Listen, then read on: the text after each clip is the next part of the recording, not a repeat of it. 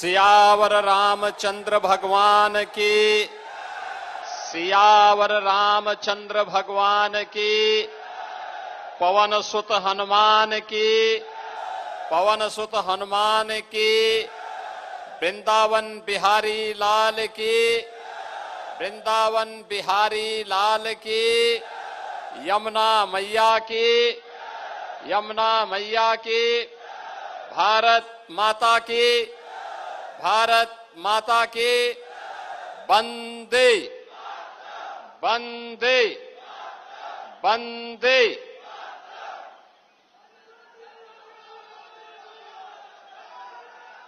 जनपद फिरोजाबाद के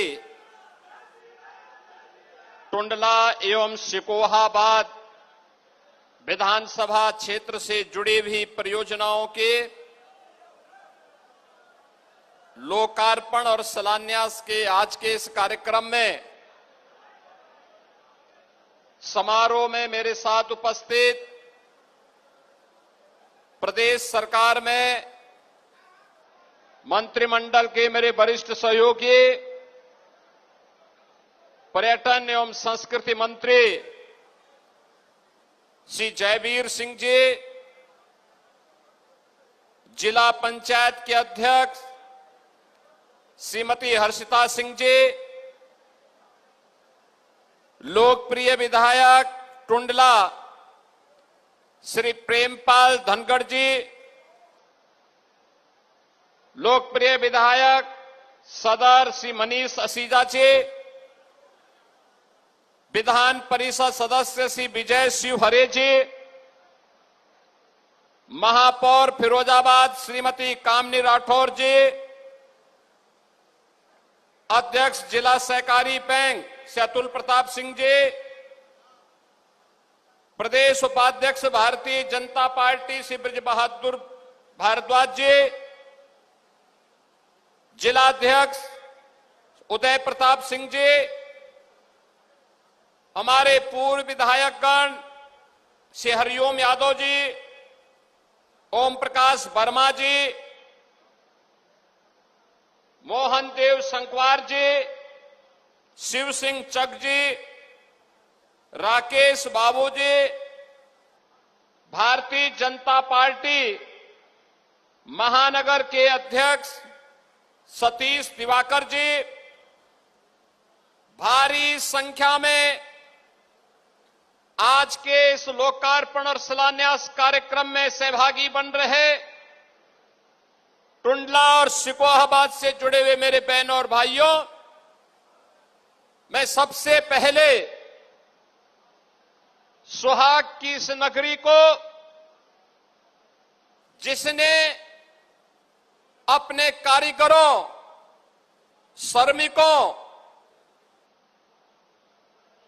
के परिश्रम से आज इस जनपद को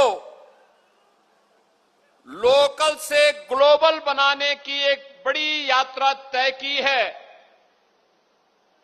इसके लिए फिरोजाबाद को पहचान देने वाले ऐसे सभी कारीगरों, उद्यमियों, श्रमिकों का अभिनंदन करते हुए सिद्ध संत बाबा नीब करोली की जन्मस्थली से जुड़े हुए जनपद फिरोजाबाद और टुंडला को मैं कोटि कोटि नमन करते हुए आप सबका अभिनंदन करता हूं। बहनों और भाइयों, जब ऐसी पवित्र भूमि पर आने का अवसर प्राप्त हुआ है तो स्वाभाविक रूप से यह अधिकार बनता है फिरोजाबाद जनपद का कि वह विकास की इन परियोजनाओं का साक्षी बने। और मुझे प्रसन्नता है कि आज 650 करोड़ रुपए से अधिक की परियोजनाएं केवल 2 विधानसभाओं के लिए मिल रही हैं, और जिस दिन 5 विधानसभाओं को मिलाकर के करेंगे तो मान के चलिए कि ये इससे कई गुना ज्यादा होंगी। इसके लिए भी मैं फिरोजाबाद वासियों को हृदय से बधाई देता हूं। बहनों और भाइयों, ये जो भी डबल इंजन की सरकार कर पा रही है, प्रधानमंत्री मोदी जी का मार्गदर्शन है, लेकिन इसका श्रेय आपको जाता है, क्योंकि जब आप सही निर्णय करते हैं, सही जगह आपका वोट जाता है,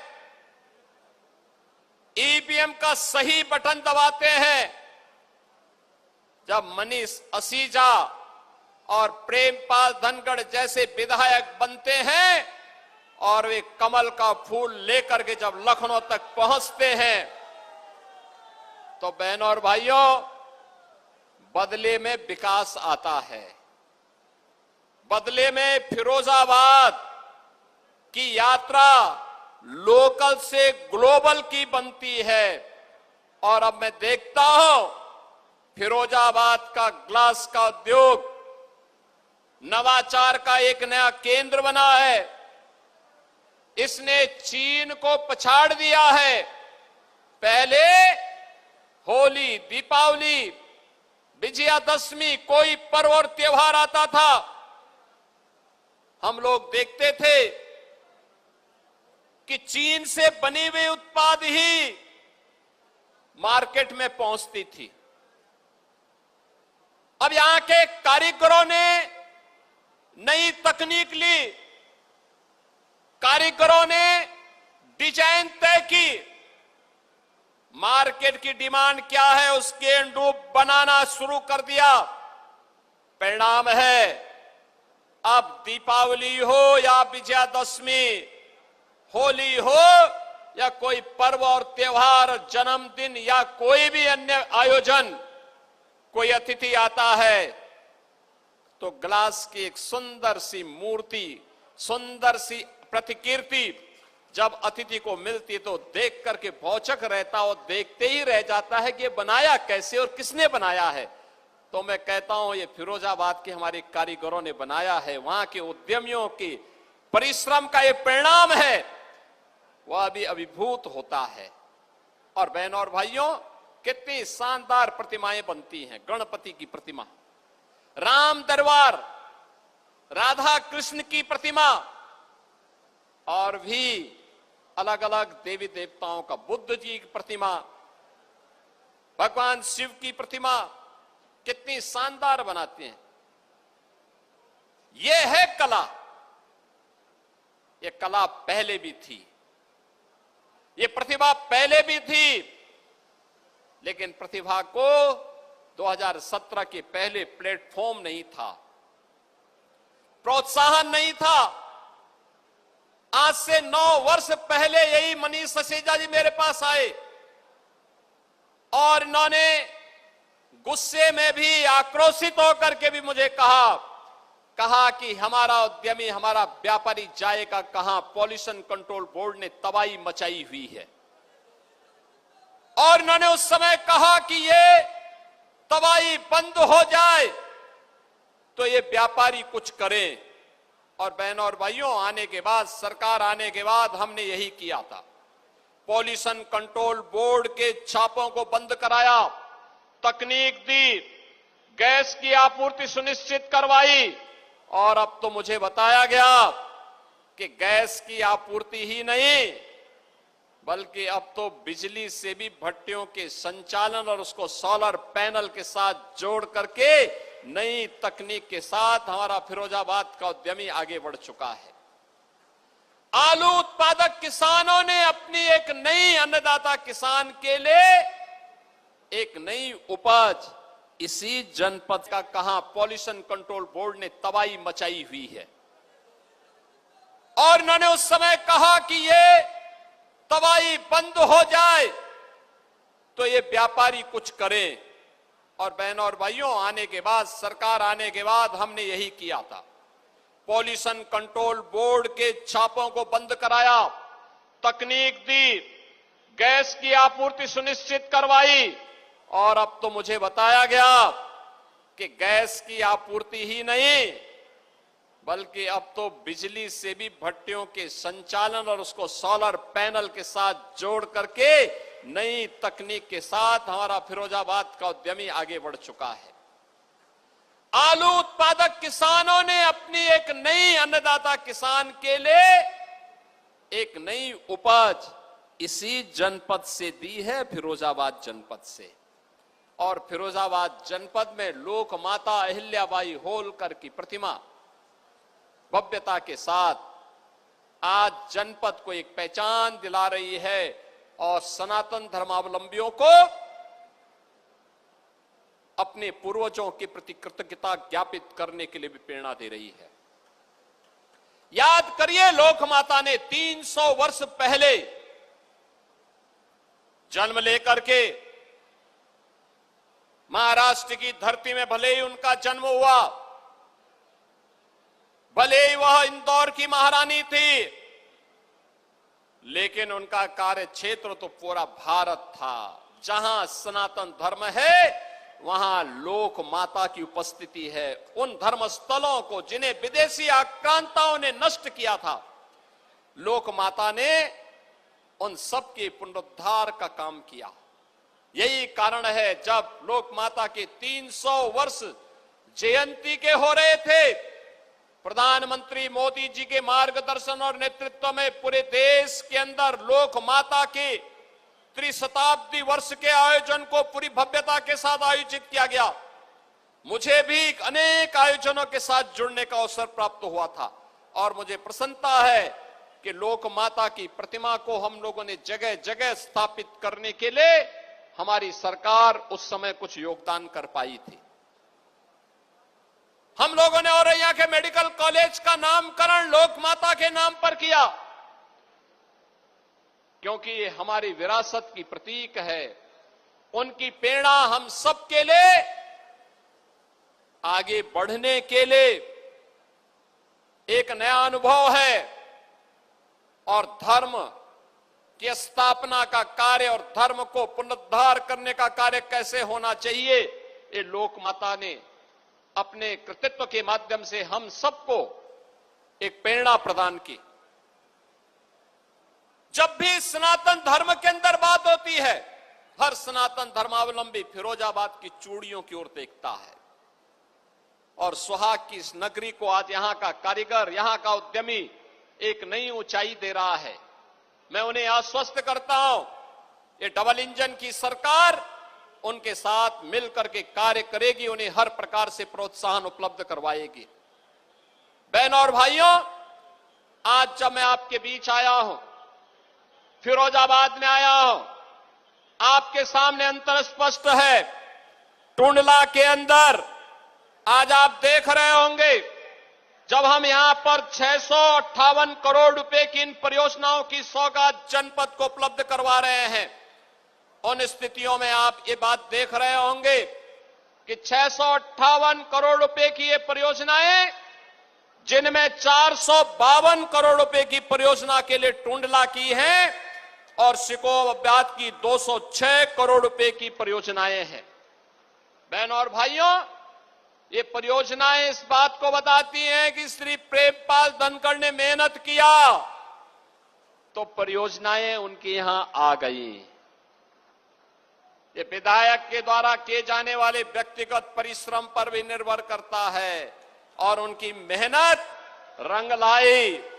अगर सिकोहाबाद में भी कमल खिला होता और वहां पर भी विधायक ऐसे ही मेहनत किए होते तो हो सकता है कि ये परियोजनाएं 658 नहीं बल्कि 800 या 1058 करोड़ रुपए की यहां पे लोकार्पित और शिलान्यास होती। समाजवादी पार्टी के एजेंडे में विकास है ही नहीं, उनके एजेंडे में विकास नहीं है। समाज को बांटना, सामाजिक एकता को छिन्न भिन्न करना, गुंडागिर्दी को प्रोत्साहित करना, गरीब के लिए कार्य न हो इसके लिए एड़ी चोटी लगाना, विकास की हर योजना में रोड़े अटकाना और किसी पर्व के पहले आयोजित होने वाले उत्सव को उपद्रव में बदल देना। ठीक कह रहे थे पर्यटन मंत्री श्री जयवीर सिंह जी। क्या हालात थे 2017 के पहले। बहन और भाइयों, आज आप देख रहे होंगे ये डबल इंजन की भारतीय जनता पार्टी की सरकार 1 डिस्ट्रिक्ट 1 मेडिकल कॉलेज दे रही है, 1 डिस्ट्रिक्ट 1 प्रोडक्ट दे रही है, 1 डिस्ट्रिक्ट 1 कुजीन दे रही है। और समाजवादी पार्टी देती थी 1 डिस्ट्रिक्ट 1 माफिया, यानी हर जिले का एक चिन्हित माफिया था।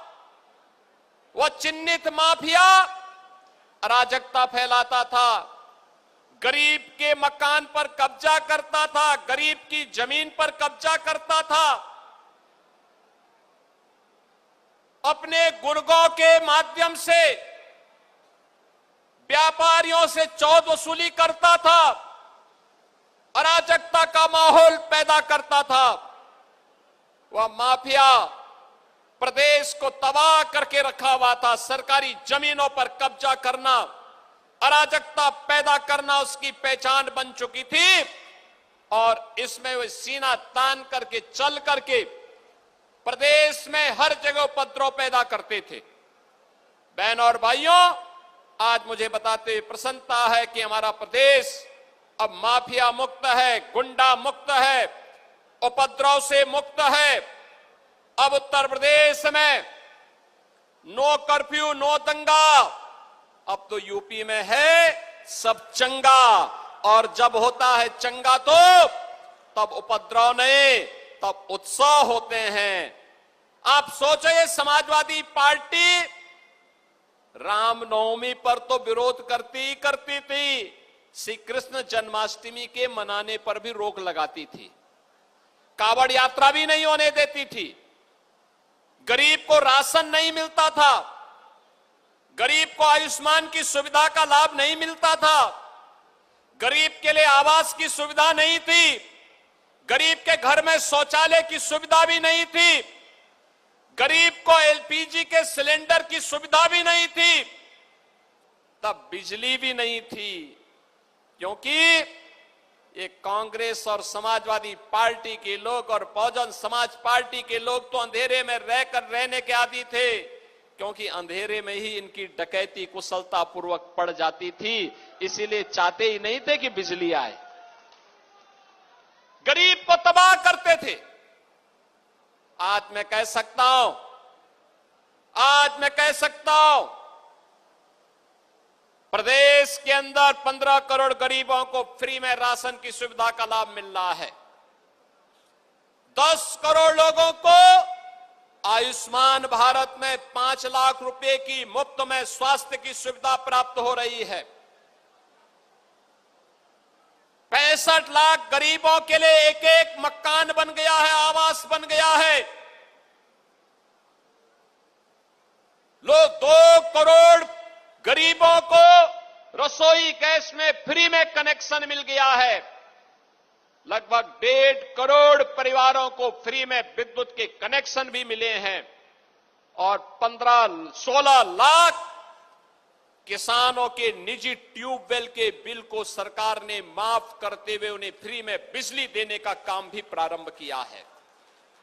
आज अन्नदाता किसान के लिए सरकार प्रोक्योरमेंट की पॉलिसी लेके आती है, सॉयल हेल्थ की कार्ड की सुविधा लेके आती है, उन्हें अनेक प्रकार की सुविधाएं उपलब्ध करवाती है।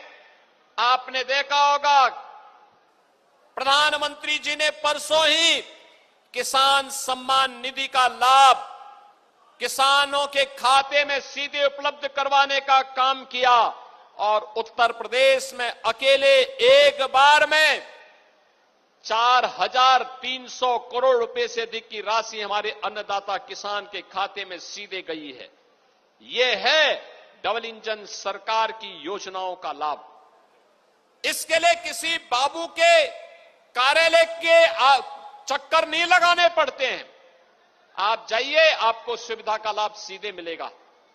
नियत जब साफ होती है तो नीति और नियंता अपने आप मार्ग प्रशस्त करते हैं और यही डबल इंजन सरकार की पहचान है।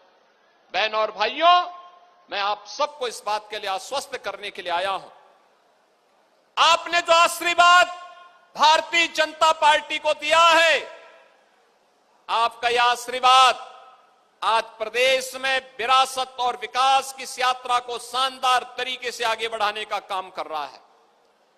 आज यूपी, आपने देखा होगा, पर्यटन के केंद्रों के विकास के लिए पूरे देश के अंदर जाना जा रहा है, अच्छी कानून व्यवस्था के लिए जाना जा रहा है, विकास की अपनी परियोजनाओं के लिए जाना जा रहा है, भव्य और दिव्य महाकुंभ के लिए जाना जा रहा है। अयोध्या में श्री राम जन्मभूमि पर भगवान राम के भव्य मंदिर के लिए, काशी में काशी विश्वनाथ धाम के लिए, और मथुरा वृंदावन में वहां पर बृहद स्वरूप ले रहा मथुरा वृंदावन का यह स्वरूप एक बार पुनः दुनिया को अपनी ओर आकर्षित कर रहा है। और उन्हीं में उत्तर प्रदेश की अब पहचान बन रही है, वन डिस्ट्रिक्ट वन प्रोडक्ट। आदरणीय प्रधानमंत्री जी जब दुनिया के अंदर किसी देश में जाते हैं तो वहां के राष्ट्राध्यक्षों को गिफ्ट देते हैं वन डिस्ट्रिक्ट वन प्रोडक्ट की ही कोई वस्तु। उत्तर प्रदेश गौरवान्वित होता है जब प्रधानमंत्री जी उत्तर प्रदेश की वस्तु किसी राष्ट्राध्यक्ष को देते हैं। बहनों और भाइयों, विकास और विरासत की प्रक्रिया अनंत रूप से आगे बढ़ती रहे, निरंतरता लेकर के आगे बढ़ती रहे, इसके लिए आज मुझे टुंडला और सिकोहाबाद की इन परियोजनाओं के साथ आपके बीच में आने का अवसर प्राप्त हो रहा है। मैं आज के इस अवसर पर विकास की इन सभी परियोजनाओं के लिए टुंडला और सिकोहाबाद की जनता जनार्दन को हृदय से बधाई देता हूं। मैं श्री प्रेमपाल धनखड़ जी को, यहां के जनप्रतिनिधियों को रुचि लेने के लिए हृदय से धन्यवाद भी देता हूं। विकास के प्रति श्री प्रेमपाल धनखड़ लगातार प्रयास करके हमारे बीच आते रहते हैं, मेरे पास आते रहते हैं कि हमें ये सड़क चाहिए, यहां पे फ्लाईओवर चाहिए, यहां पे हमें ये संस्थान चाहिए। आज उसी का परिणाम है, विकास तेजी के साथ टुंडला में भी अब दिखाई दे रहा है और टुंडला अपनी इस नई पहचान के लिए आगे बढ़ सके, इस विश्वास के साथ आज मैं ये सभी योजनाएं आप सभी को उपलब्ध कराता हूं। टुंडला और सिकोहाबाद के इस नागरिकों को उपलब्ध कराते हुए विश्वास करता हूं कि आपका आशीर्वाद भारतीय जनता पार्टी और इन जनप्रतिनिधियों को प्राप्त होता रहेगा। इस विश्वास के साथ आप सबके प्रति मेरी मंगलमय शुभकामनाएं हैं। धन्यवाद। जय हिंद, जय जय श्री